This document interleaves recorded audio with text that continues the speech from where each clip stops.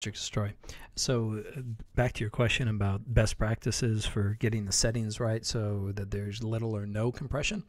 Here's what you're going to do. So I'm assuming that is from a lawyer perspective, you're going to have control over the clips. They're not going out onto the internet, so you want to have these files local on a hard drive, in which case you're going to go to produce and share. And let's see if I can pull that up. And from here, I would go to, where is it? Huh.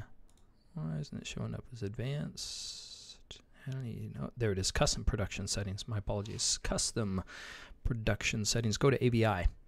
And from the AVI, the compression will use the TechSmith screen codec, so there will be no compression on the videos. In other words, well, there is actually compression. But it's TechSmith compression, which is very specialized.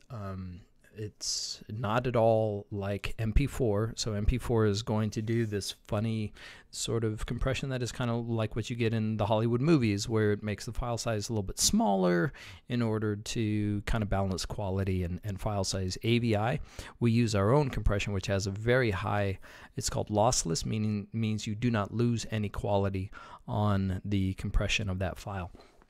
If you want to, you can take a look at it, but there's really nothing to change because it's all quality on that side, and the file size is pretty darn decent. If you want to change audio, you can do that, although my guess is audio is not your issue.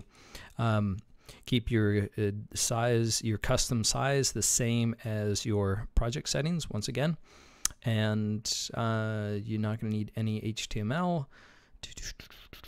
Show production results, you can do it as is, and then you're going to hit finish, and that's all you're going to have to do.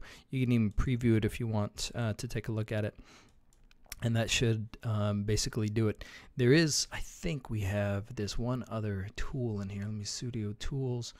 Yeah, there's something called the Camtasia player. So if you absolutely 100% want to make sure that this plays back perfectly, you can use the Camtasia player to play back that same AVI file that you just created, and that will make sure, once again, that it's playing back with as perfect clarity as you can get.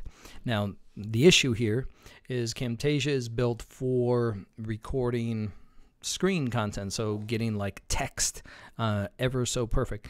If your recording didn't come through perfectly because the camera, let's say it was a body cam and there was a lot of blurring in the body camera footage, well, that is what it is. We're not going to be able to improve on that. But anything that comes into the editor, when you produce it as a TechSmith AVI, and then you play it back, so custom production settings, and then play it back with the TechSmith player, those will allow you to control it to the highest state possible. Thanks, man.